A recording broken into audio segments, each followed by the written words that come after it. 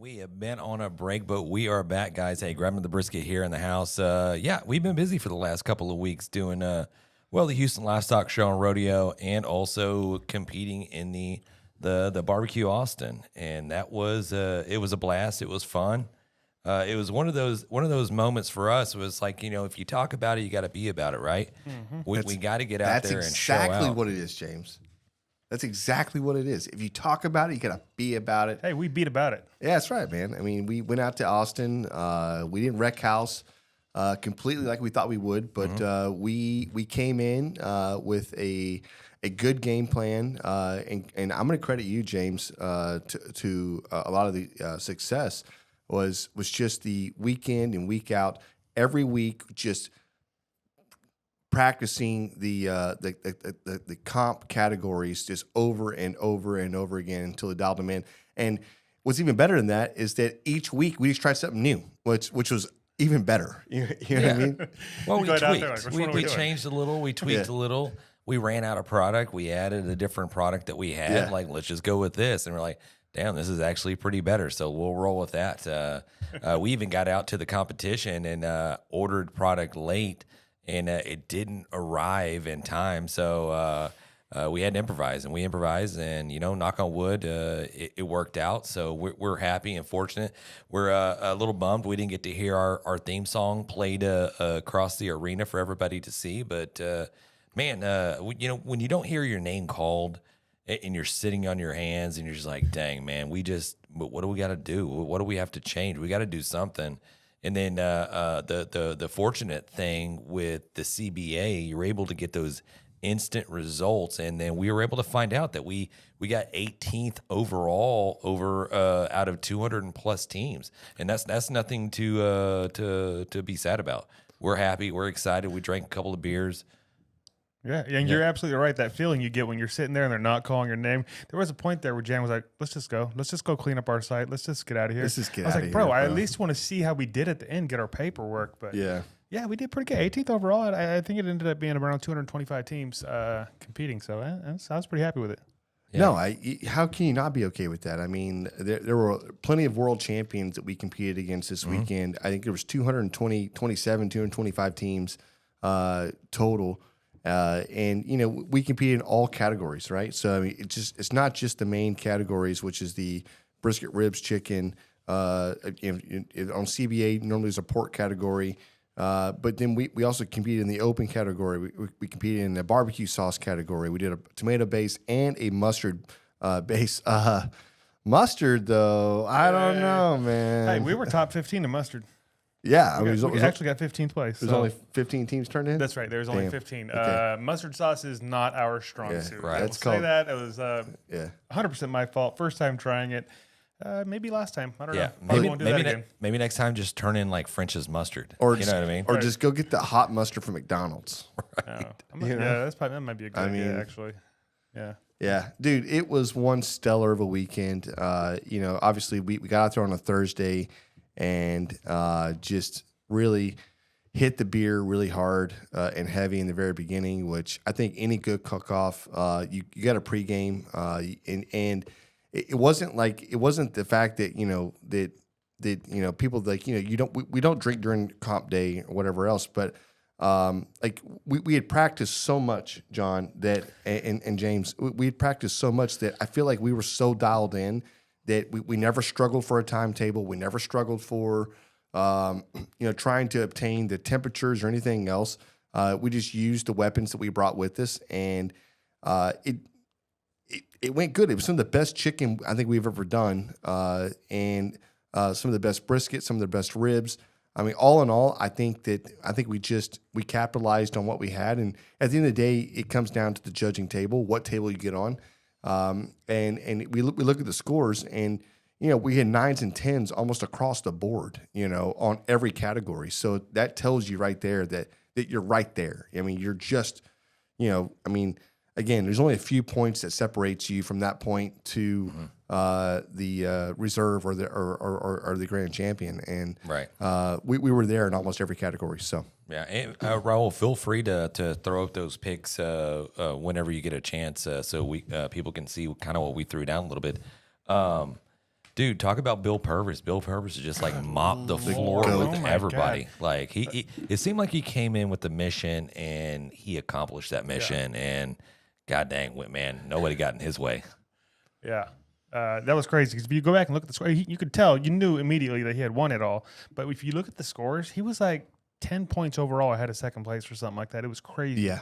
Yeah, he demolished everybody. I mean, Bill Purvis right now is cooking some of the best barbecue you can, and he's winning at such a high level.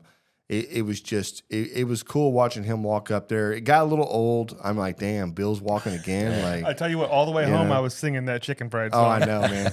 I know. Hey, so Bill. what are we looking at right now? So this is the burnt in. So it's pork belly burnt in that we lined the box with.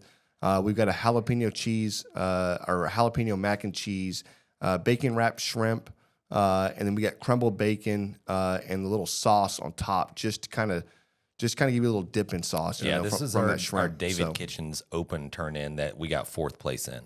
4th place overall out of 200-something teams, 220-something teams. I mean, that's nothing to sneeze about, man. Come on. Yeah. Yeah, here I think the box. They wanted enough for 6 people. So here we've got the 6 burn-ins and the 6 slices of brisket. We probably could have filled the box a little more and cut those burn-ins down a little bit and really just lined it in the beginning or in the front of it. But all in all, it's still not a bad looking box. Yeah, we learned. I mean, we got 9s and 10s across the board on this whole thing, but maybe just paying attention to the details just a little bit, whether it's presentation or what have you. Like even looking at like Bill Purvis's turn in, his box, the foil in his box was just like pristine. Like his box just looked like it was just made in this container. Yeah. Yeah, and it's part of the listen, at the very end we all think about it, but at the end of it you get a little just pressed for time, and you want to keep executing, but you have to make split second decisions, and it is what it is. I'm not mad about it. I think the box looked phenomenal in person. The lighting wasn't so great right there, so you really don't get to see really what that smoke ring looked like or anything else. But that brisket was juicy. Yeah, them chicken wings were something else, man. The color on those, this ain't doing it justice either, but the color on the wings, tender, juicy. The flavoring was just perfect. We did a good job on those. Yeah, Sure. no, 100%, man.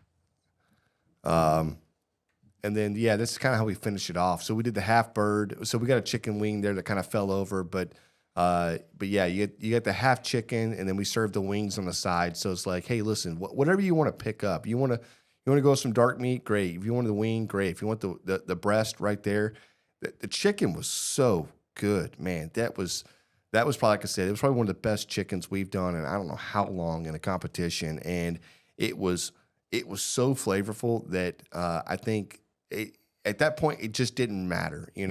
I mean, it was just good. If you look at this photo, dude, and I'm looking at it now, it looks like an old timey catcher's mitt. Yeah. Yeah. Okay, you see this box. What are you going for? You going for a wing, or are you going for the breast meat? What are you doing? Dang, dude, I'm a wing guy, but I probably I'm going wing first. I mean, if you're judging, you only get one in, right? So He's just taking the whole thing. I'm coming back later. I'm going to take one wing and I'm going to scoop it into the breast, like just jab it in there, Right. and try to get everything. I think if it's me, I think I'm gonna go breast with it. I think I skip the wing just because I want to know if the breast is overdone or if you know what I mean. I think that's what I'm looking for, and I have a feeling that there were probably 50-50. Plenty of people said, no, I'm going to go for the breast, but or the thigh. But I think there are plenty of people that said, you know what, give me that damn wing.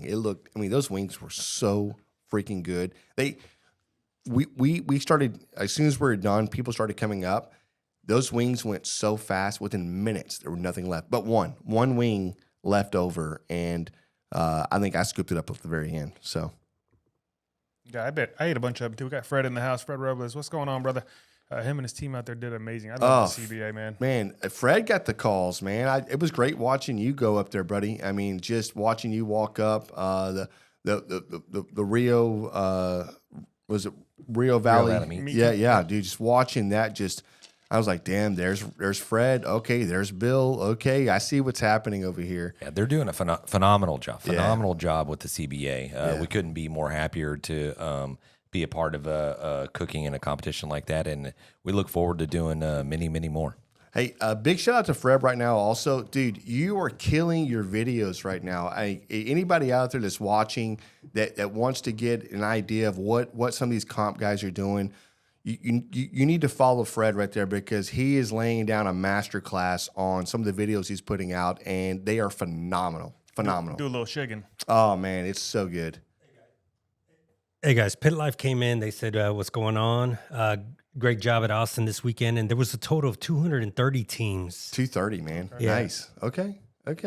Hey, I'm not mad at it, man. 18th overall. I mean, dude, we were hoping for the top 20. That's kind of where we were kind of pushing ourselves to be, if not better. So just falling at 18, I feel like we accomplished what we wanted to do. Serve great barbecue. Obviously, we got to work on the boxing and some other things, and just, you know, there's some tweaks that we have to do. But all in all, I mean, damn, dude, it was a great weekend, and the weather was so weird. I mean, dude, it was 85 and like 30 degrees in the same day. It's weird. It's a weird, hard competition cook there. And go ahead, John. Go ahead, brother. I was going to transition to a different subject, but go ahead if you have. I was just going to say Austin Rodeo is a blast, like it is every single year. We did the same thing. We went out there and killed it, and then had a blast with the Austin Smokeworks team and checking out some of those concerts and stuff. Can't wait to do it again next year.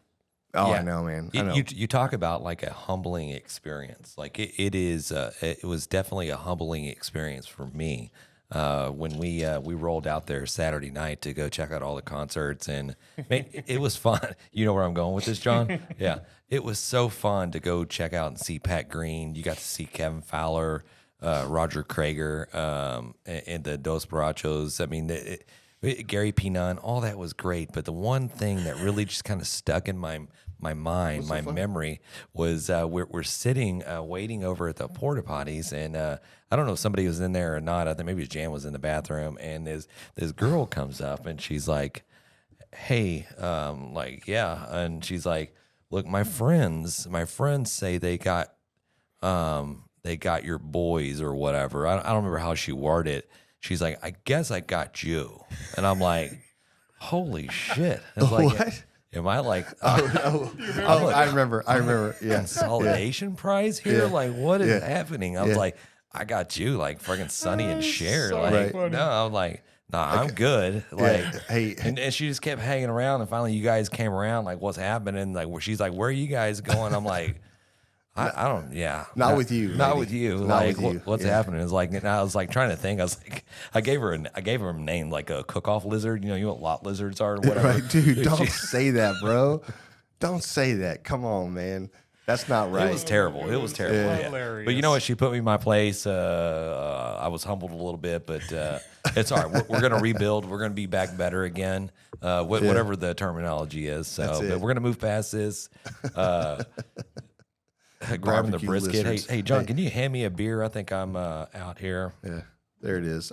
James, I don't think I'd ever heard the terminology barbecue lizards before, but hey, thank There it is. We God you threw it out there. Coin the term. Yeah. Can I get one of those Voodoo Rangers? I'm going to try one of those. Yeah. Hey, yeah, go ahead. I was at the Houston Livestock Show and Rodeo, like probably the 5 million other people that have been at the Houston Livestock Show and Rodeo over the last couple of days. But I saw something pretty interesting. It's in the bottle, John. I don't know if you see it or somewhere in there.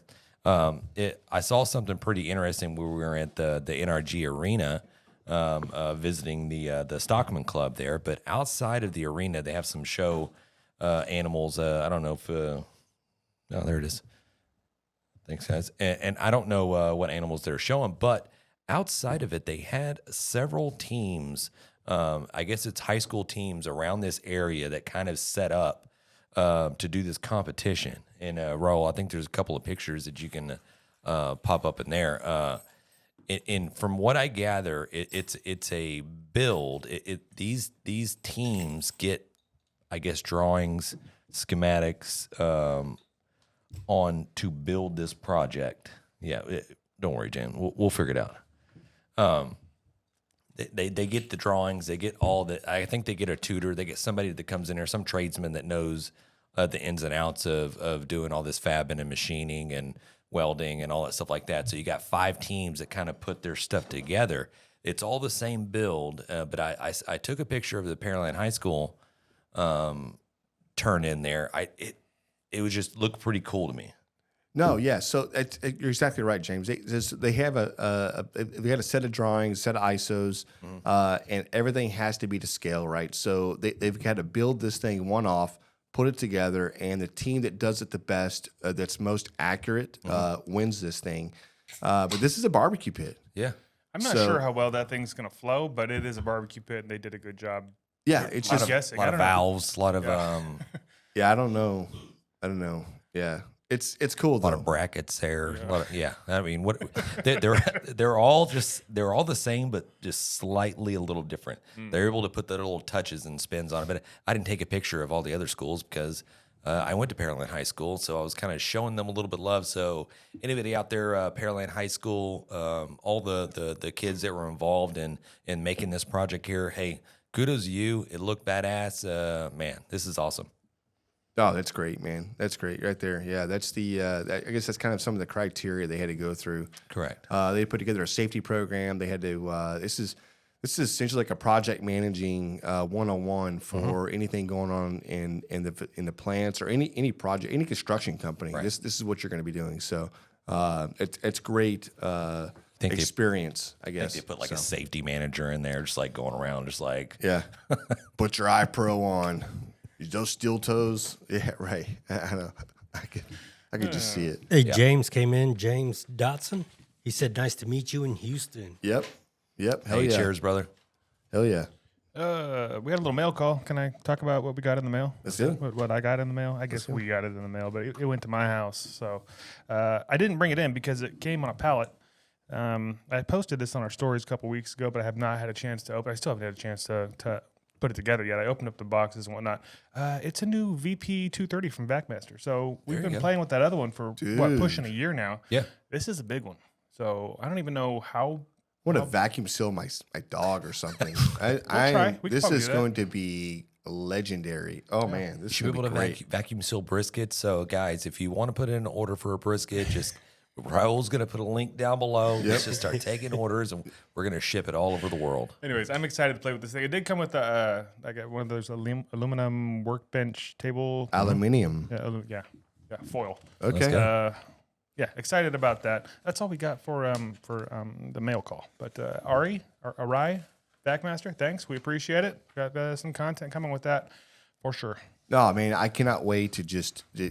First of all, and I know you guys have seen the Vacmaster out there, and just for the ones who haven't seen it, it's a vacuum sealer that creates essentially like a perfect vacuum or a space. You know, it's the opposite of any oxygen or anything else, and the like water, a beer, anything, any liquid you put in there will immediately boil for about 2 seconds, and then all of a sudden it seals. So you can literally seal beers and make your own self adult Capri Suns or anything else you want to do. I mean, it's a phenomenal piece of equipment, and the sealing factor is great, but also the marinating on those things are phenomenal. So using that you want to do a quick marinade, the way that it works, because it creates that seal, it creates that vacuum, and then it keeps ramping up and ramping down for about 10 to 15 minutes. And as it's doing that, it's allowing that product that you're trying to marinate with just kind of penetrate the meat itself. So I can tell you right now, it works. I was kind of skeptical about it, but damn, it was good, really good. I actually read that like the force that gets put on the meat is similar and equal to the force of an elephant, just like stepping onto it, Really? and then back off again. Yeah, so that's what I'm saying. At least that's what I thought I read somewhere. Yeah, it doesn't matter. It doesn't matter. It's true. If James said it, it's true, Exactly. and that's how it is. These are truths we're telling you, truth bombs. All right. Well, here's that. Real quick, this has got some hot off the grill barbecue news. Brought to you by the MBBQA and Barbecue News Magazine. Just one little thing, and it's from the Barbecue News Magazine. Their Sauces of Honor competition is going on right now. now's your chance to get your barbecue sauce in. If you make barbecue sauces, whether you're doing it, what do you call it? Whether it's on the shelves in the grocery store, or you're just doing it at the house, whatever it is, you can send those in. And what's the cutoff on this? Friday, April 11th. So Are you going to send your mustard sauce in, John? I probably won't. But our Are you other sure? sauce that you completely skimmed over. I know, the we had, tomato sauce. Yeah, I got fit out of I literally, I don't think I've ever really done barbecue sauce before. And I was just like, let me just try this shit.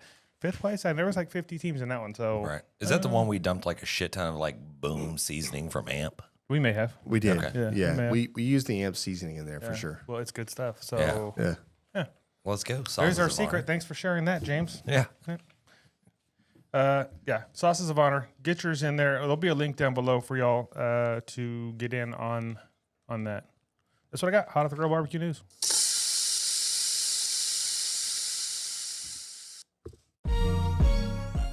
Hey, you there.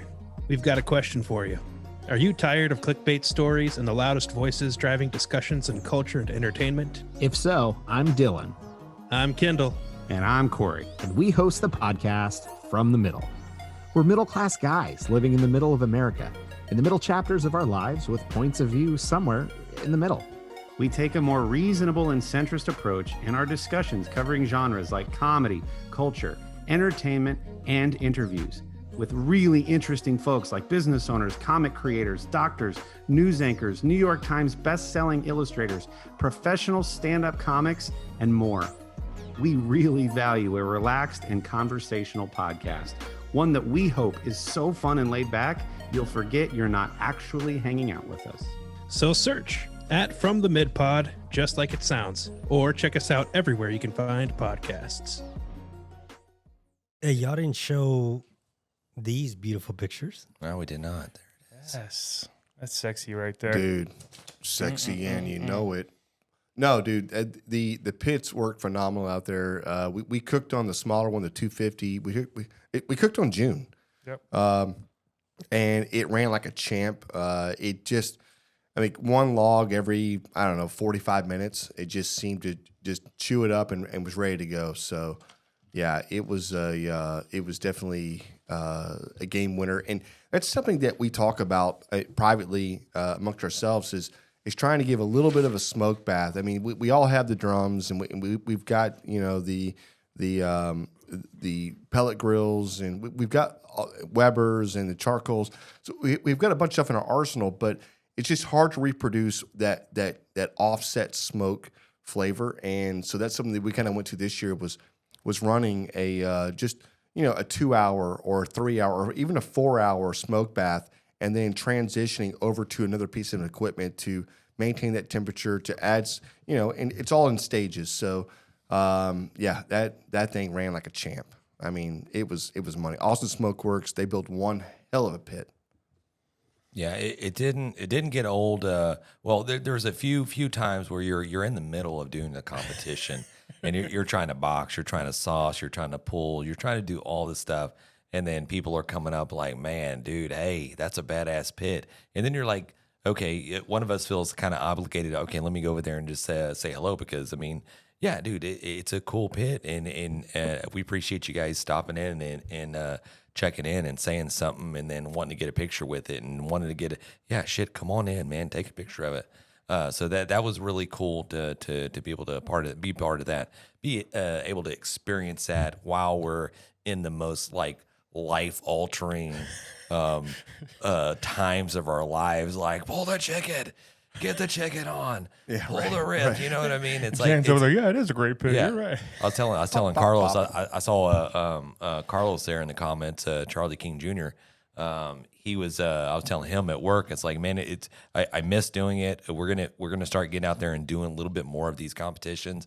But it's anxiety and excitement and everything just rolled up into one when you're going through it and trying to get it done and boxed and put off a little sigh of relief, and then you start it all over again and you go to town, and then all of a sudden it's awards and you're waiting to get that call, and then when you get that call, you there's a little bit of like, damn, all right, all that hard work, all that practice kind of paid off. So cheers to anybody and everybody out there that are doing barbecue competitions. Cheers to all the backyard cooks out there that are throwing it down, just making some badass food. Because, I mean, ultimately, that's where we all came from, which is backyard cooks, throwing down for our families and friends. And somebody said, that's badass. You should do that competition-wise. And then here we are. So let's go, guys. Cheers. Cheers. Cheers. I don't know. What's everybody drinking out there? Is anybody drinking out there on a Thursday? I'm sorry if you're catching this late on a Sunday night podcast episode. So what are you drinking? Yeah, that's right. Well, while they think about that and type in their answers, let me just say today's episode is brought to you by Chicks That Smoke Spicy Barbecue Seasoning, our favorite versatile seasoning that elevates any dish from smoked meats to roasted veggies, even popcorn, whether you're grilling, smoking, or cooking in your kitchen. Chicks That Smoke will kick up the flavor. Chicks That Smoke Spicy Barbecue Seasoning, available at SUCKLEBUSTERS.com or through the link in the episode description. I love the way you read it. It's Dude, like thank you read it in a way like you just want to get through it. No, I was reading it. I was trying to be like You know what I mean? excited. Yeah, no, Yeah. that's not what I got. No? But Okay. yeah, you got to work on your inflection a little I'll bit. work on my inflection. Yeah. I will say I use the shit out of that rub. That's not a secret. Yeah. No, 100%. Hey, listen, I'm going to gloss over this. This is something that we've been working on now for about, I guess, 2 years. Is about 70 or maybe 90 different rubs or a combination of rubs. But this last cook-off, we actually put together a couple of different rubs combinations, and we used those almost in every single dish that we put out. It performed well.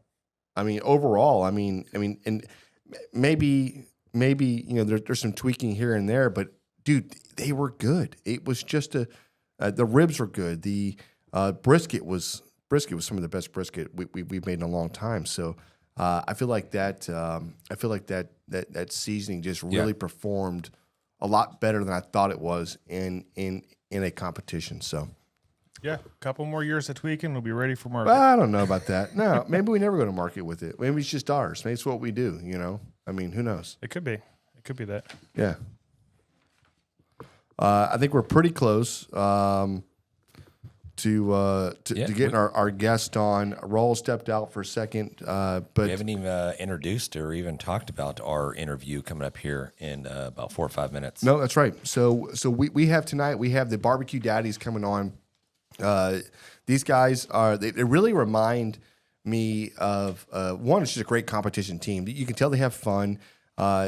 They're serious, and they're a force to be reckoned with. And these guys are coming off one of the biggest wins probably of their career, which is the American Royal.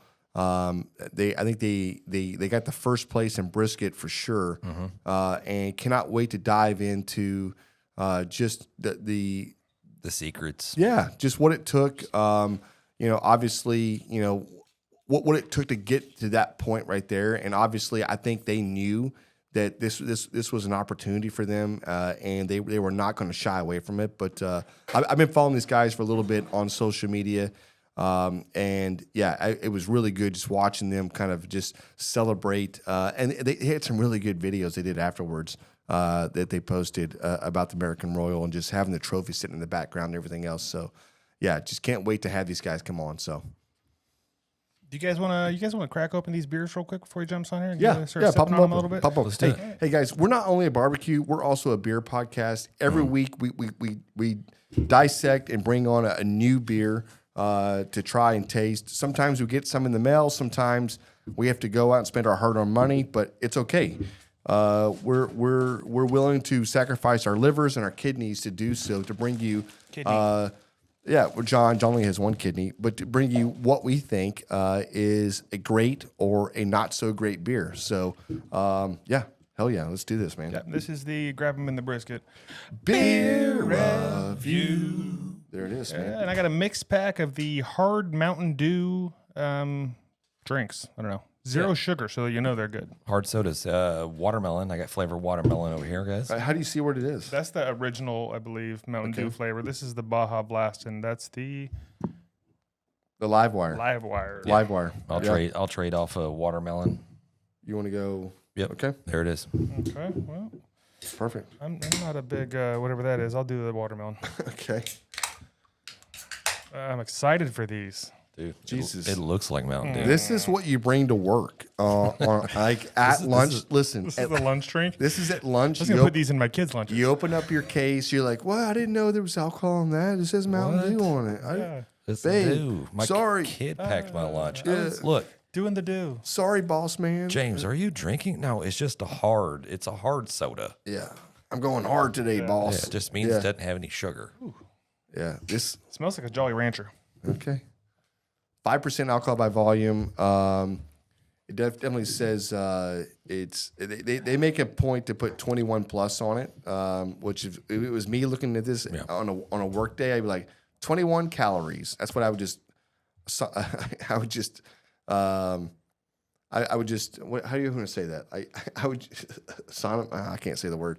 But anyways, I would just say I'd correlate that with saying, hey, it's fine to drink at lunch. It's good. Mm-hmm. Hey, have anybody in the gallery there tried these hard Mountain Dews? Yeah, I like how they're going with like the not a MC. beer. They're going the MC route with the like their like motorcycle club patched up with the 5%er patch on it. So that's Oh, dude. Yeah, Show it up, 100%, man. James. 100%. These have Show the zero can. bubbles. Zero bubbles when you pour these. Yeah. Oh, it legit looks like a Mountain Dew, huh? yeah. And you got a little patch on the back. I'm telling you right now, yeah, my kids could drink these things. This is flavorful. This is like a punch or it's like a kid's drink. Like a jungle juice. That's what it tastes like. Really? Yeah. Like okay. You get on the booze cruise. Yeah. Dude, it's flat. There's no bubbles. It's definitely It's super flat. It's like water. It's like flavored. It's like flavored Mountain Dew with no. It's like you made a mixed drink yesterday and left it out, and then you got it cold again. And now Yeah, you're there's drinking no. it. There's no carbonation. Yeah. But man, a lot of flavor in that though. Right.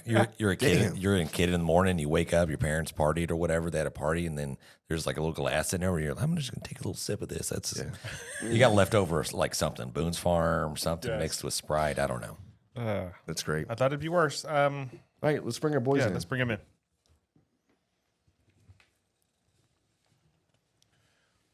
What's up, guys? Dude, what's up, brother? Oh man, just living the dream. Wow. I was cooking all day today, actually. So I went to bed about 5 o'clock this morning. Actually, I was cooking all night last night. I went to bed about 5 o'clock this morning and got up at 8 o'clock and started getting ready to serve basically a brisket sandwich benefit little catering I did for a family friend. So I'm running on fumes, but happy to be here. Man, hey, listen, on a time like this, you got to go to the kitchen, go inside the refrigerator, pop yourself a cold beer, right? I mean, let's go, man. We got it. And it's got the mountains are blue. That's what I'm talking about, dude. Oh, Let's they go. are blue. They're blue. Come on, dude. Yeah. Hey, So, Hey, everybody! This is James grabbing the brisket here. As we mentioned before, yeah, we got Kyle from BBQ Daddies here with the Grabbing the Brisket show. These guys coming off a recent success of landing down the first place brisket at the American Royal. Hey, Kyle. Hey, we appreciate you taking time out of your schedule and being with us and There it is. yeah. And enjoying a couple of beers with us, delinquents. How you been, bud? man, I've been good. You know, I do just want to right off the rip here say, you know, it's not a one-man band. My two really good buddies, one of them was my brother-in-law, Ryan Hester, and then my good buddy, Brandon Anderson. We're a team, guys. And we started this thing together. So BBQ Daddies is not the Kyle Speicher show. We're a team. I think the boys were trying to make it on this evening, but it's kind of status quo with the BBQ Daddies right now. We all got, you know, young babies and work is hectic. So just trying to wrap our hands around barbecue and what that next step is going to be. But like I said, man, I'm tickled to death to be here and hanging out with you guys, and congrats on a heck of a weekend down in Austin. Thank you, brother. Thank you. Appreciate That's it. a huge accomplishment. I know a lot of teams that were down there, and the way you guys finished overall is huge. So that's awesome. No, man, we appreciate it, brother. We appreciate it. Hey, just kind of watching you guys over the last couple of years come on, and you know, there was a. I don't know what point y'all started making videos or started just showcasing y'all's barbecue like in it, but it's probably about the time that I found you guys and started just watching you. Obviously, it's a grind and everything else, but just kind of talk about a little bit about like what it took just to even go to the American Royal and think, hey, I've got a chance there. Yeah. So first things first, like we started this thing as just buddies who, I mean, really, I probably let my ego get the best of me, right? Because I worked at a barbecue restaurant through college, and I can't tell you how much barbecue that I have cooked that was mass produced, below average probably. And I get out there on the competition trail with my buddies, and we decide to, first it was an IBCA event in Whitney, Texas. And we decided to basically, we had like 4 pellet grills out there, man. And we had the loudest generator on earth. And I've told this story quite a bit, but it was kind of humbling because we get out there, we're like, hey, yeah, man, we know everything. We're going to get out there. We're going to tear this thing up. And the head judge, Judy Keeney, asked at the beginning of the competition, hey, is there any new cooks here? And we raised our hands. And there was a couple people that came up and said, hey, do you guys have any questions, anything? And my ego got in my way. And I said, oh, no, we got this, man. I don't have any questions. I'm good to go. And I think we started drinking at about 7 o'clock, and we had the beer funnel out. We were just just tearing it up, This man. is what I'm talking about. This is us, man. Yes. This is us right here. And I mean, I never went to bed. Come about like 5 o'clock in the morning. The brisket's still not done. It looks like a dang meteorite. It's just it's a disaster. And I see everybody just now starting to like get up and come out of their trailers, and I had no idea what was going on. I was thinking these guys hadn't even been cooking all night. But I'm half drunk. I'm hungover, and I'm cooking like crap. And we got our butt kicked, man, bad. Got our butt kicked bad. I just remember sitting there at awards, and they were calling out, the tickets, and chicken goes, no call. Yeah. Ribs go, no call. Brisket goes, no call. And I was like, man, we just got our tail kicked. And I remember talking to Ryan and Brandon, and all 3 of us were like, we're running it back. This is not going to happen again. We're running it back. So we go out. It's like a month and a half later, we go out and we cook another one. And we do the same thing. We are just boozing it up, just just burning the parking lot up, and we get our butt kicked again. So at that point in time, we were cooking out of a pop-up tent, and we sat around in our camp. Everybody had pretty much left the cook-off at that point. We were just sitting there talking, and we were like, hey, you know what? The next competition, let's just try to show up a little earlier and just go hard, like from the time we get there, and then just try to get in bed a little bit earlier. And we did that, and we started our performance the next day, did a little bit better. But we still weren't the same guys. Were just kicking our tail, man. They're just tearing us up. I'm like, hey, who's this Weedham Boys barbecue guy? Ricky Bokenegger, phenomenal cook up here in North Texas. Yep. I was like, how can this guy keeps killing us? Limp Brisket, James Dodson. I was like, James and Erica Dodson. I was like, these guys always get their name called. What's going on? And so we decided we were going to go judge, man. And have you guys ever judged before? Oh yeah. Yeah. Oh Great yeah. idea. Yeah. Great idea. We recommend it to everybody trying to get into it. Yeah, I mean, if there's any new cooks that are watching this, like, take the time to go sit down, go to your local sanctioning body, pick a sanctioning body that you want to cook with. That's what I would do first. And then go and judge a competition and see if you can get the head judge to let you judge final table of a meat. Or sometimes if it's a smaller cook, they're looking for judges, and they'll let you sit on multiple rounds at final table, whether it be chicken ribs and brisket. But Brandon and I went and did that, and I was like, man, this is so much different than what we're turning in. It was like a game changer. And after the awards at Cleveland, we sat and watched the awards. And after awards, we were walking, and I saw all these dang barrels sitting around everywhere. And I was like, man, everybody's cooking on these barrels.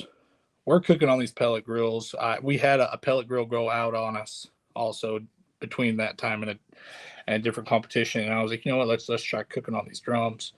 And so I talked to a guy, his name was Justin West, Hat Creek Q. I said, hey man, where'd you get this barrel? And he actually was the owner of Short Rib Drum Smokers. Nice. At the time. So it was like the perfect guy to talk to about the barrels, the drum smokers. So we ended up buying a couple drums from Justin, and we actually ended up developing a pretty good relationship with Justin, and we actually shadowed Justin in a class, man. So that kind of built we got a timeline, we got a whole lot more organized, and we got to kind of see how an experienced competition cook goes about it. And I'm telling you, we took notes and we meant business while we were there. And from that point on, we've just been, when we show up to a competition, we're on a mission, and we're still having a great time. Yeah. You know, I promise you guys, we're having a great time. But we set that actual next competition after that class we took, we hit a first place chicken, and it was just hook, line, and sinker. That's all it takes. We were hooked. And so we decided, I just remember after that competition, we laid the calendar out. We planned it out. You know, our wives are you know, we're either some of us are either trying to start a family, or I think Brandon had a new baby. We put all the cards on the table and said, hey, look, here's the competitions, wives, here's the competitions we're going to go cook. Figure it out. This is what we're going to do as a team. And we went on a good little run there, and it took us a while to hit our first GC. I mean, have you guys hit a GC yet? We have, yeah. It's been a while. Okay. Yeah. How long did it take you guys to get y'all's first? No, it did take a while. That's what I'm saying. Yeah, I mean, it's not easy. It takes a minute, right? And Yep. so we started documenting everything and making TikTok videos, and we would do like BBQ Daddies 2023 Quest for GC tour, and we would write that on our whiteboard. We'd make videos at the competitions, and I'm telling you, some of the stupid stuff we would post. Like I made a video with a package of dude wipes that got like 30-something thousand views. I remember it. And, Yeah. And so that just kind of shows you the kind of team that we have, and how it's completely just, we're there to have fun, but we want to win when we're cooking. Yeah. So Yeah. And then we ended up actually on 2024, we were on a tear, man. We were winning, and I think we won the cook that qualified for the American Royal for the Invitational, because we always said as a team, one of our goals was, hey, we want to qualify for the Invitational at the American Royal. We don't want to go cook. We don't want to go up to Kansas City and just cook the open. We only want to go if we qualify for the Invitational. Yep. Right. So we won the Red River Shootout in Ardmore, Oklahoma. I think we hit like first chicken, first ribs, fourth brisket that day, and won that cook off. And so that kind of sealed our ticket to Kansas City. Never cooked a KCBS before. So we had this big plan of, hey, we're going to go cook KCBS, and we're going to do all this stuff. But my son was born March 28th of 2024. So it was, hey, got a brand new baby here. How the heck am I going to, this is our first kid. How are we going to figure out how to go cook a KCBS being in North Texas that they're not exactly prevalent? I mean, there's not a whole bunch of KCBS right in our backyard. So, yeah, man, we actually went to Kansas City and never even cooked a KCBS. So nice. That was a complete learning experience for us from the rip. So I everything you're saying right now really reminds me of a lot of us getting started as a team and kind of running through it. I mean, we would throw hellacious parties. I mean, we would have, some of these cook-offs we would go to, we could have 200 or 300 people show up at a party, and geez, that's what it was, and there came a point in time, I think John and James were really kind of the guys that kind of said, hey man, listen, you want to be successful, you can't drink. I mean, it's just not going to work. I mean, you can have a few beers here and there. Game day is no drinking. And really, truthfully, we still do that to like today. I mean, it's not something like, And there's always like, around 12 or 1 o'clock, I'm always the one that cracks a beer, and then I look over, and then John's like, we're not drinking yet, and I'm like, but I just kind of want this one beer, I just want this one. But just between that and then honestly, just kind of getting started and whatever else. I mean, the tips and the tricks there. I mean, taking a class, going and judging. These are things that we have been preaching for years. It helps people out. If you want to get further, go figure out what somebody else is doing that's successful and take a class. Spend some money and invest into what you're doing, because if you're not, it means you're just investing into a party, and you just have no idea of how to get that next level. And until social media came out, and here lately, everybody's kind of spilling the beans, and it's so much more open than it ever has been. But as far as like, people take pictures of their boxes now, so you can see what a box looks like, and you can see, okay, I see the thickness, I see how they're laying it out. Now you don't know the texture, you don't know the taste, or what the profile is, and you won't know that until you go judge a few and go, oh my God, I'm way off the mark here.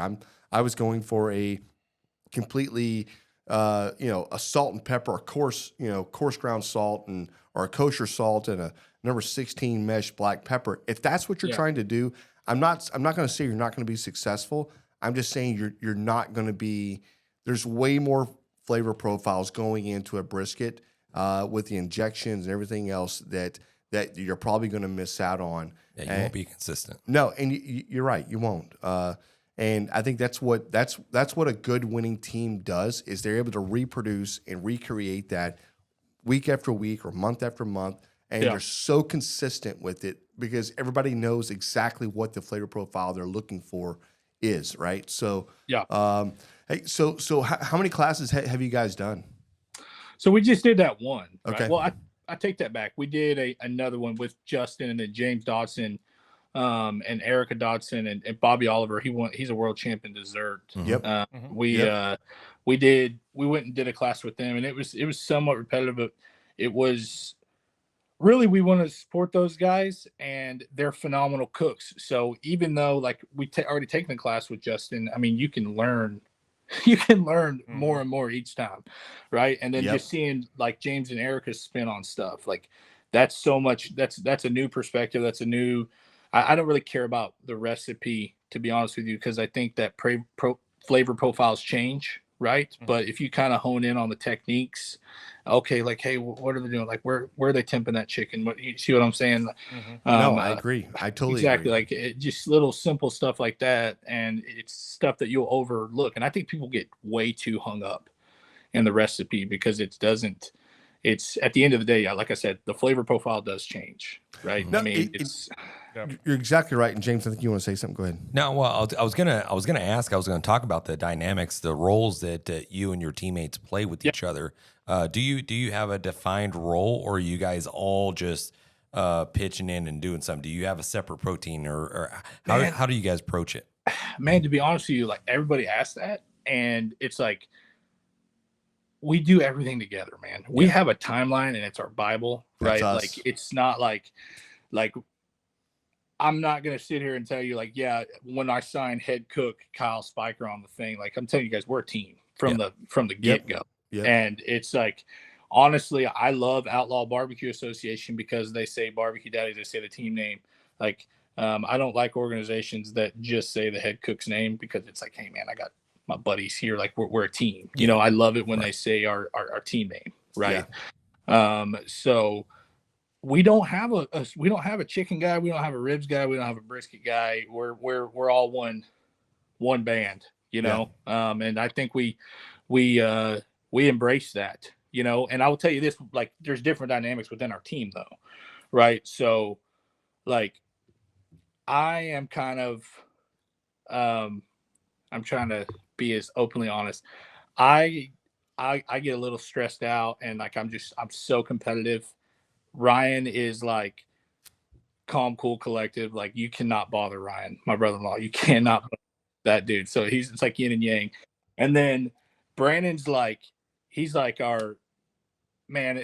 He's like here's our timeline. Hey man, if I start doing something different, he's like, hey man, we didn't do that last time. So me and Brandon have this like this thing back and forth. Like I'm like, oh no man, but I think we should do this. And then the wheels start turning, and then Ryan's like, here, like, I don't know. It's just such a good dynamic, man. Like it's great. Like I love cooking with them. I love cooking with my buddies, man. You know, so we do like everybody taste everything, right? So we if we're gonna add like a finishing dust and want to make it spicier or sweeter or whatever, or if it's missing something, we make that decision as a team, and we actually try to make sure our food's done just on our timeline a couple minutes earlier, just because we got 3 guys tasting everything and 3 guys talking it out in the trailer. God, it sounds just like us. No, I'm telling you, man, you guys remind us a lot of us. Just getting, whatever else. Hey, the name BBQ Daddies, because listen, I wanted to play a intro in here earlier, which was that it was that okay, Daddy, you know, whatever. Right? And I'm like, who thought of BBQ Daddies? Like, where did that come from? Okay, so come on, man. Okay, so man, we were all trying to start a family, right? And so it's like, hey man, how are we gonna do this barbecue thing and be daddies at the same time? That's kind of how the name came about. But it's like at one point in time, at that same time when we were coming around, it was like there was a trend where it's like you do something on social media and then like people like, or like a girl's like, oh, that's daddy, right? Oh, yeah. Like, No, I know. Yeah. You know, Yeah. so that's kind of how it came about. I mean, and it's stuck. We're diehard. That name's not going to change. So I don't care. We'll be the BBQ Daddies till the day we die. You know. So we are going to change our colors though. Okay. We're going to go to like a Kubota orange and black, just because we all like that color scheme. So the artwork, did y'all have that done, or who came up with the artwork for that? So man, it's clean, by the way. Brandon actually did all the work on it. Okay. But we were sitting around one day just having a beer at a cook-off, and we were like, man, our logo needs to have like a pissed off bull with like a beer in his hand, you know? And so I don't know how he came up with, he worked his magic on it, and Brandon got it worked out with an artist, and they came up with it. I don't know what website or how we did it. That was totally him. And we were like, hey man, I love it. You know, it actually evolved because we added the Texas in the background. On our new logo, but that's totally branded. So James is kind of our artist here, and he created this logo that you see, and then we had an art guy come through and finish it out or whatever else. It's not the first one that he's done. We've got other teams out there that he's done the logo for them as well. I mean, which is our art guy. So when I saw y'all's, I was just like, all right, let me just ask the question. You know what I mean? Yeah. That's cool, man. I like y'all's logo as well. Yeah, it has that Back to the Future look a little bit, right? You know, it was the. I've been a fan of y'all's show for a long time. You guys picked my story for a barbecue fail one time, and you sent me a bottle of Chicks That Smoke. Nice. Okay. Yeah, it was like 2 years ago. But yeah. Really? Dude. Yeah. Hell yes. Hey, you know what? Listen, I'm just glad somebody got some seasoning, because I'm always like, did they get the seasoning? I got it. Okay, perfect. Sure. Okay. Okay. Yeah. No, that's great, man. Talk about game day. Trying to get into the mindset of you guys. Saturday, cooking is in full swing. Are you guys jamming out to music or no music? What's the vibe like? Oh yeah. So like I said, game day for us really starts on, like, if turn-ins on Saturday, game day for us starts on Friday after the cooks meeting, right? So here's what we do. We show up to the cook-off. We try to get there as early as possible. Like I said, our schedule's pretty packed a lot of the time, but we'll get to the cook-off a lot of times around like 5 o'clock-ish, and cooks meeting's not till 7. So we get set up real quick, and meat, everything's trimmed like standard competition stuff. Everything's trimmed, ready to rock and roll. And so we'll hang out and start boozing, and we have a team Guinness. We drink Guinness, pints of Guinness. I don't give a shit if it's excuse my language, if it's 110 degrees outside. That's our lucky thing. We drink Guinness, team Guinness, right? Nice. And we'll hammer it all the way till cooks meeting, And then right after cook's meeting, we go on the trailer, we shut the door. We have like a chicken injection song that we listen to, a rib injecting song that we listen to, and a brisket injecting song that we listen to. And we've got a pretty loud speaker in our little trailer. So, I mean, we're jamming out in there, having a good time. So Nice. we start there, and then, we try to get in bed. Our rule is you can't win a GC on Friday night, but you can lose one, right? Like we've kind of already touched on that. So we try to get in bed by like 11:30, 11 o'clock. Boom. Like that's our cutoff. And then, cause I'm getting up we're all getting up at like 5:30 ish. So that's plenty of sleep for us to rock and roll. So No, you're hey, listen, so this last weekend, we all had a very similar plan. Our timetable was 4:30 to get up. But I had gotten up at 3:30, and then I thought it was 4:30, and I got up and I walked around and I was like, You got up to pee. Don't give me and that I was shit. like, oh man, it's 3:30. I need to. I'll be back in a minute. And so I went down, lay down again. No, dude, I got up at 7 a.m.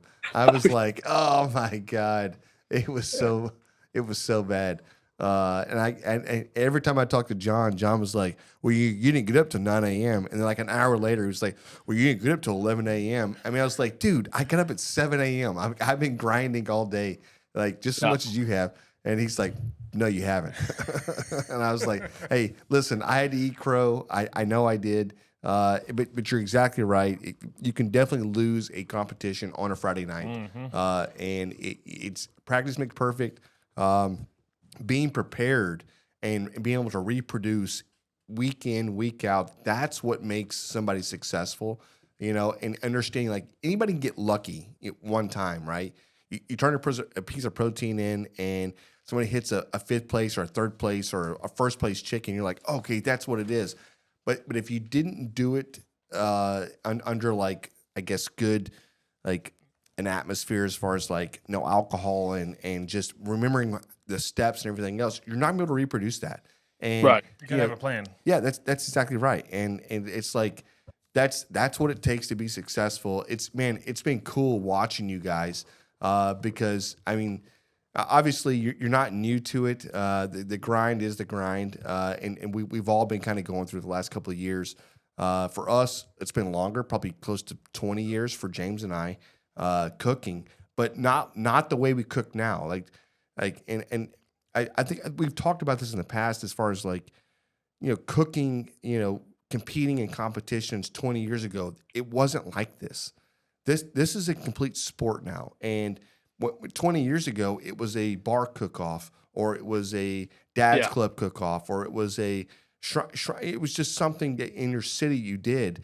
It wasn't that competitive. I mean, you had great cooks, but the people that can reproduce that week in and week out, that's who's successful. And this last week, I'm not sure if you had a chance to cook against Bill Purvis with Chicken Fried, but he is an amazing cook. And I know Bill. He's a great guy too. He's a phenomenal human being. Yeah. And he just kicked everybody's ass. Beat the brakes off us. out at Austin, and it wasn't even close. It was like by 10 or more points. Yeah. He beat everybody. He had a heck of a day, man. Dude, I'm telling you, man. I saw it and I was like, man, and he's obviously, I mean, he's got 7 before, so he's been to the Jack. I mean, he's a cook who's an absolute stud, and I think he does a good job of doing the little things, and that's kind of what separates, that's what makes you consistent, in my opinion, is just doing the little things. Like, hey man, how's my trim going to affect my box at the end? Yeah. Little things like that. Like last year, and taking good notes. Like, hey, last year I did this. It didn't hit that well. Or 2 years ago I did this and it hit. I'm going to try to rerun it back at, in this area. I'm trying to throw that fastball back at them, so. Yeah, it's definitely regional, 100%. And I agree. That's something else right there, is taking notes as far as like every cook-off. If you're really trying to compete and do the best you can, take notes in what you're doing and where you're at. Hey, I cooked this cook-off in this region. This is the recipe I ran. This is how I cooked it, versus just going in and going, no, I'm good. Because the greats go in and they know exactly where they're at. They know exactly what wood they're going to run. And they know the timetables down, and everything is flawless. I mean, it's just, it's great watching these guys. Aaron Leslie's Aaron, yeah. It's great watching these guys cook, man. It's awesome. Absolutely, man. I think one thing that really helps us is how organized our timeline and everything. So come game day, like you said, is like, we're a well-oiled machine. Like we're not scrambling around. I know to the minute almost exactly what I'm going to do. There's even a little spot on my timeline that says, if brisket is not done yet, don't worry. And then there's a time on my timeline that says, if brisket is not done yet, you need to panic. So, right. I mean, Yeah, right. So it's like we got it down to a T on our timeline, really. So, yeah. And I think that just comes from cooking. You know, you don't get there and you don't build that until you just keep cooking and taking those notes and doing your thing that way. That's awesome, 100%. brother. Can we talk a little bit about your win there at the Royal? Yeah. Walk us through a little bit. When you hear your name called, first place brisket, the emotions, the excitement. Can you just tell us a little bit about that? Yeah. So I think they called for the invitation. I think they called like top 20 or 25. I don't remember. So it was pouring down rain. It was cold as hell. I mean, it was miserable. And before they started awards, they were doing the Barbecue Hall of Fame inductees. Yep. We're sitting out there and they're doing the Barbecue Hall of Fame inductees, and it's not raining yet. And I swear we're the only dumbasses out there without a canopy. Like me, Ryan, and we had Blake Harrison, the owner of Short Rib Drum Smokers, one of our friends, and he's a sponsor of ours. He actually came out and was our extra pair of hands because Brandon couldn't be at the Royal because his wife has got some health issues right now. So, so we're all three sitting there, and it starts pouring down rain, and I felt so bad for the barbecue inductee people because they're just trying to get through their acceptance stuff and give everybody a, hey, sorry, y'all have to sit in the rain, and then they start calling awards, and it's like midway through chicken.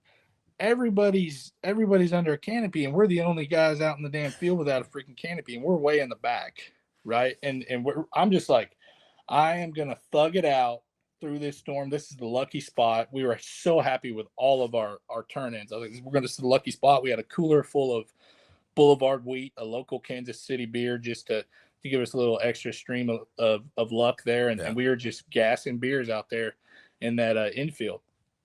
And so it's pouring down rain, and they go through chicken, no call. And like I said, I think they're calling top 20 or whatever. And ribs, no call. Pork, no call. And brisket, we knew, like, we have been on a tear on brisket, like just on an absolute tear. And we tried it. Ryan and I tried it in the trailer, and we were like, oh, that son of a bitch is good. Again, excuse my language. No, don't worry about that. No, we can say some bitch on this thing. Okay. Yeah. Okay.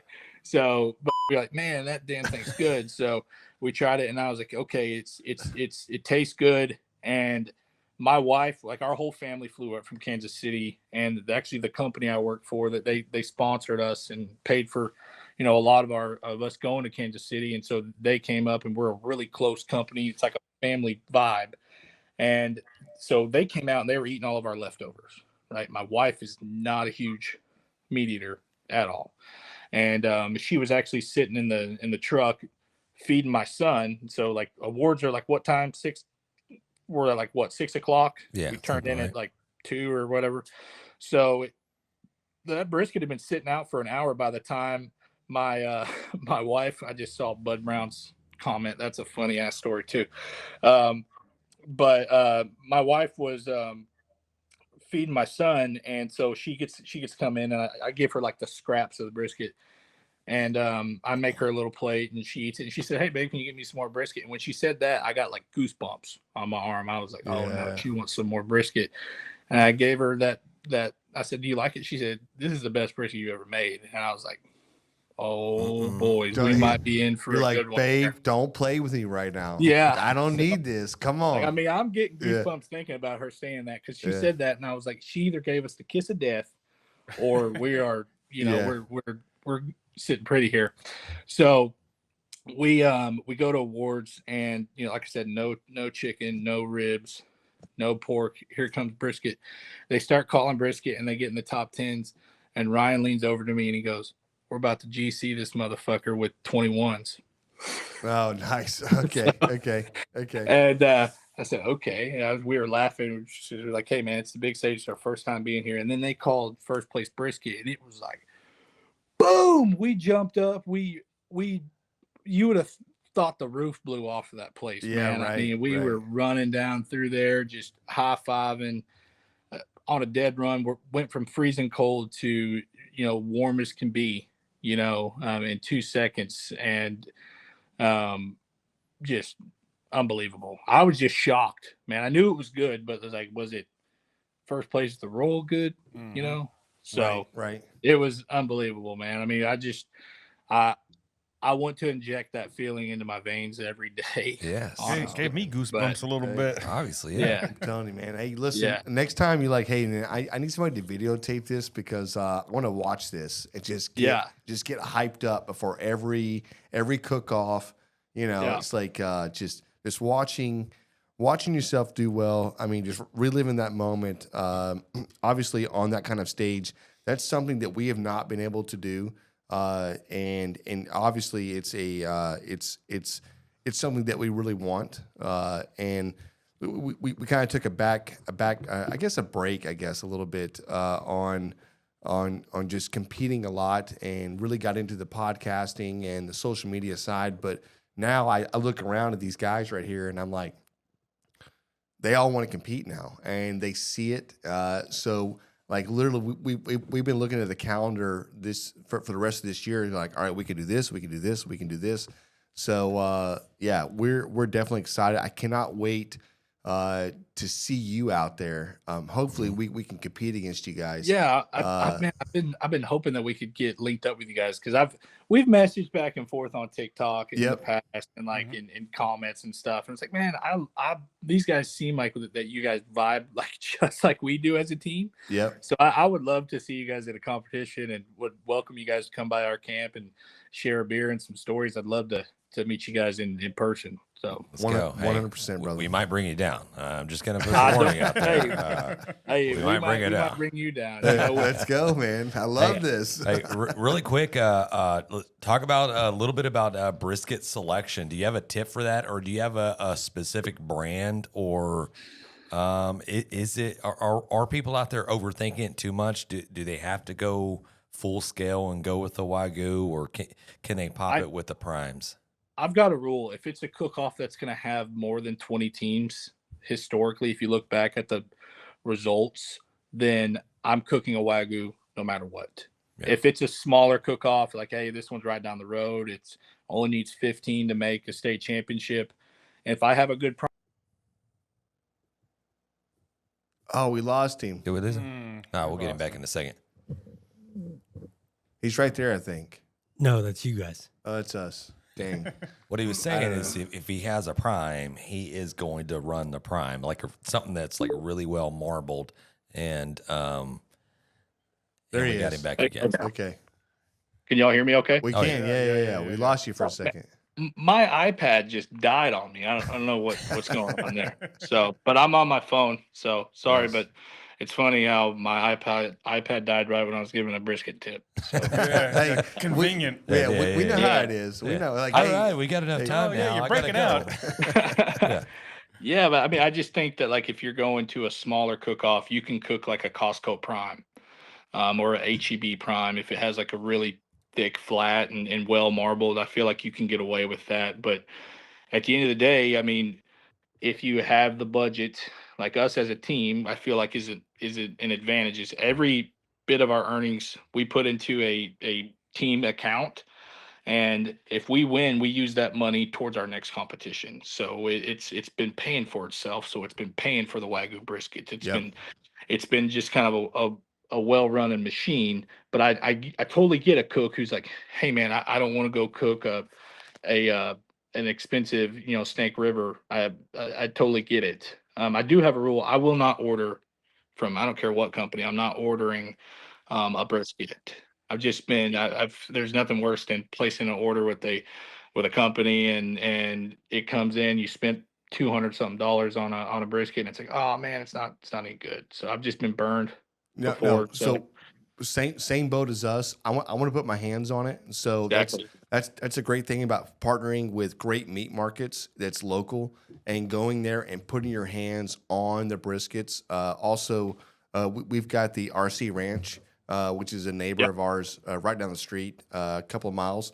So ordering from those guys, but going to the market and going, hey, listen, I want to see every RC Ranch you have here or whatever else. But at the end of the day, I want to put my hands on it. I don't want to trust what's being sent out. And I will tell you this, 5 years ago, Snake River Farms, and they're a phenomenal group, okay? And there's it's not nothing or not, right?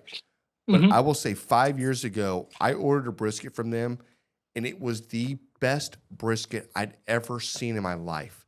And I think because they become a little more commercialized, and obviously they're breeding and everything else, I know it's the same. It just, to me, it has not been the same unless I can put my hands on it.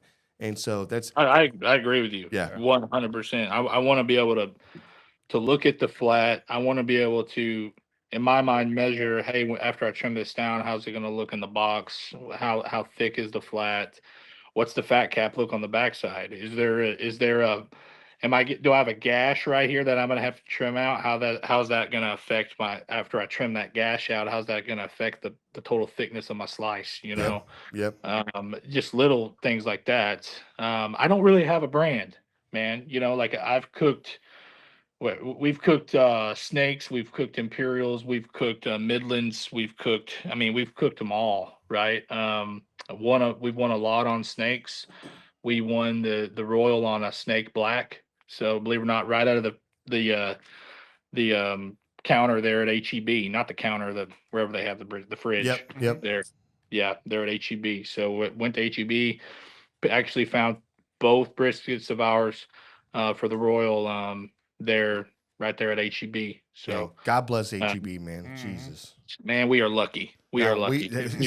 I mean, Oklahoma doesn't know. I mean, Louisiana doesn't know. I mean, like, they don't know. They don't know what HEB is. I mean, they've been to them, but they don't know. No, it's phenomenal, man. And like I try to tell people from out of state, because I've had a lot of people message me that are cooks, KCBS cooks that are from out of state. Hey man, where do you get your brisket? And I told them HEB, and they're like, man, we don't have that up here. I'm like, hey buddy, I'm sorry, man. You might want to drive to Texas, Yeah. Hey, because I think a lot of people are ordering if they don't have, a HEB or a grocery chain that carries Snake River, they're ordering directly from Snake River. And that's right. Snake is probably the most winningest brisket and barbecue, or that's what their I would slogan believe it. is. But I would believe it. Yeah. So yeah, I would definitely believe it. Hey, listen, I know we're up against it here. If you would, can you please plug your social medias? Yeah. And just let everybody know where they can see your content, see you guys, support you guys, in all your endeavors. So we're at BBQ Daddies. It's BBQ and then DADDIES. We got a TikTok's probably our most active thing, so if you have a TikTok and you want to see some stupid videos, learn a little bit, check us out on TikTok. We've got a Facebook, and an Instagram. That's really where we play. We're going to start getting into YouTube a whole lot more this year. Once we get some time freed up, we have a YouTube channel. It's BBQ Daddies again. It's got a little bull logo, so y'all come check it out. Nice. Perfect. We'll put some links down below for the listeners to find them. Yeah, 100%, man. Yeah. Hey, shout out to Ryan and Brandon. Hey, sorry you couldn't make it. Yeah. Sorry you missed out, Ryan. We're gonna Sorry have you to missed out, get Brandon. Barbecue Daddies 2.0 coming up here in the short future, so we can get everybody on board. Yeah, if you guys ever come up to North Texas, let me know. Text me. Would love to cook a competition around you guys. We've actually taken some time off since the Royal, but the Daddies are coming back. We at one point in time we said we were going to retire if we won a world championship, and I consider the first place brisket a world championship. I don't care what anybody says, but we're itching to cook. We are coming back. We just got to get the schedules lined up. There you go. North Texas. When you say North Texas, what are we referring to? So like Dallas, Fort Worth area. That's we live in south of Fort Worth. Kind of metro. Yeah. So James and I grew up about an hour west of Fort Worth. Okay. Small town though, very small town. So Strawn, Texas. I know I've been to Mary's Cafe. It's the best chicken fried steak on earth. Bro, I'm telling you, man. Yeah. Yeah. So that's where we grew up. Yeah. So awesome. Cool. Hey man, appreciate you, brother. Appreciate you, Kyle. Yeah, thank you, man. Guys. We'll see you. Yep. Brother, have a good night. Yep. Great dude. Hoping to get a couple more brisket tips out of him. But I know, it was man. convenient how I his know. thing just cut out right then, wasn't it? He was giving tips, and he goes, and then somebody goes, dump that call. Yeah. That's how it is. You can't give them all the way in one episode. We got to have him back on. And then he's still sitting in the green room laughing right now. Yeah, I'm sure. I'm sure. And then we'll have, so he's tight-lipped, but his boys will be on, and they'll be loose-lipped. We'll get all the tips and tricks from them. We'll get him a little drunk That's ahead of how it time or is. something. We'll do this at a cook-off. Get him lubed up, and then No, hey, get him pleasure. yakking. Dude, I've been watching these guys for a couple of years now, and I've been telling you guys both about them or whatever else. So I was glad to see them that reached out, and it's phenomenal having you guys on. So, yeah, thank you so much. John, you got a beer over there? Real quick? Yeah, we got some beers. Yeah, I just need to. Me. I'm a little parched, John. I just can't. Yeah. Well, we were talking briskets. We were talking Snake River Farms. I just want to give a real quick shout out to my boy, Justin Yates over there. Just new owner of the Bay Area Meat Market here in Houston, Texas, just south of Houston. And he hooked us up with some Snake River Farms. And I thought they were pretty good. They were great. Yeah, had a good selection of them there. We could kind of go in and pick which ones we wanted. So I thought it was cool. So Bay Area Meat Market holds a special place in my heart. I've known this place probably the last 15 years. I've been going there for the last 15 years. At one point, I used to service the fire protection in the building. And I would trade out the inspections and the services for actual meat. And I remember that. Yeah. Let's get that set up again. Dude, I'm telling you, man, let's go. Let's figure that out. So now I cannot wait to see what Justin does with that because he's a hell of a chef. Just to watch his place grow. We got a barbecue win / barbecue fail. And this is from our friend Michelle Ogwen. I always say this wrong. Ogwen. Yes. It's always Ogwen. Yeah, is it though? Yeah. Okay. Someone put the Lysol spray cleaner next to the smoker, and when I went to spritz the chicken, let's just say hibiscus flavored Lysol is not something the judges like. Secured DAL chicken. You know what DAL means? Yeah, I do. Dead ass last. Yeah. Damn, dude. Michelle. Damn. Sorry to hear that. That sucks, Michelle. Hibiscus, you think that'd be a good flavor? Hey, you know what, Michelle? You know what that is? That's a winner chicken dinner, right there. But don't eat the chicken. Yeah, right. I think that's a felony. Yeah, it might be. Yeah. That might have been on one of the unsolved mysteries. Hey, but you know what Michelle did do? By supporting the show, by writing in, giving us your brisket or your barbecue wins, your barbecue fills, you win. We all win by just learning. Don't spray Lysol on your meat. But you also win by a little SUCKLEBUSTERS, right? Little SUCKLEBUSTERS. Everybody wants some SUCKLEBUSTERS. Yeah. I mean, so yes, go online, pick out your favorite SUCKLEBUSTERS, and let us know what you think. Obviously, you don't have to do the chicks that smoke, but you should, because there's about 100 of them, and those guys are fantastic. But if you want to do a chicks that smoke, then let's do it. Yeah. All right.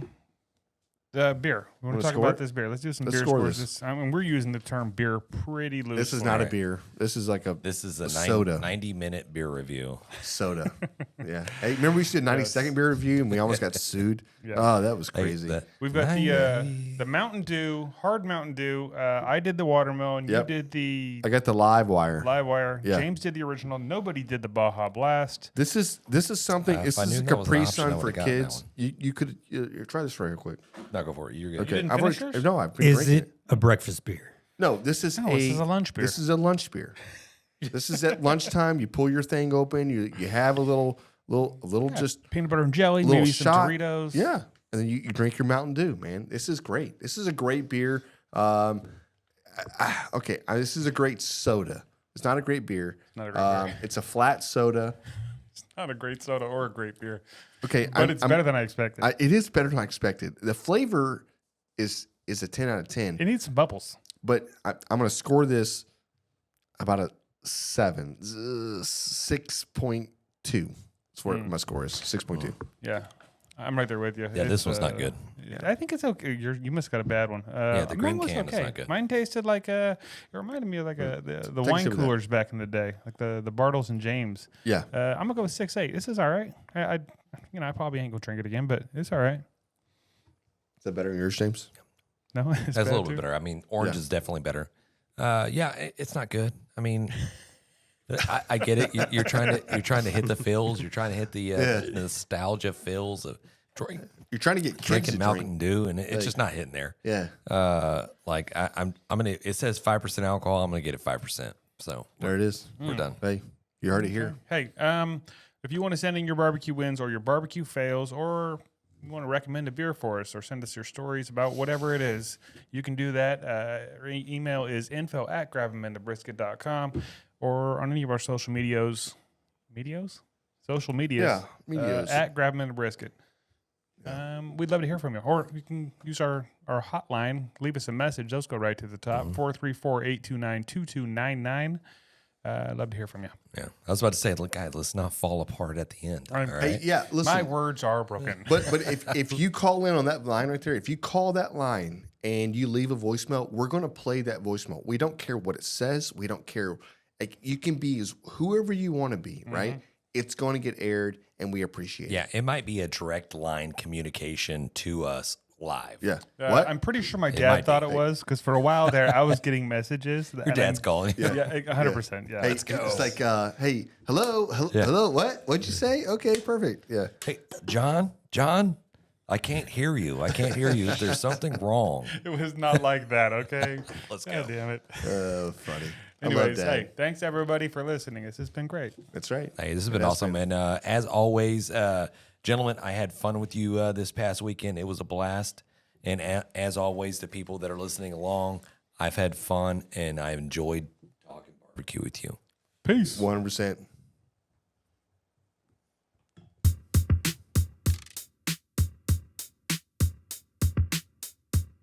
As we close out, big thanks to SmokerBuilder.com and the MBBQA for their unwavering support. Absolutely. And cheers to Barbecue News Magazine, SUCKLEBUSTERS, and Dow Strong Knives for their contributions. And you know Yeti always has our back, and Coolie Nation ensures our drinks stay perfectly cold. Lastly, props to Cambro Manufacturing and, of course, the Spicy Nut, the Chicks of Smoke Seasoning. Thanks to all for powering this show. Until next time, keep smoking.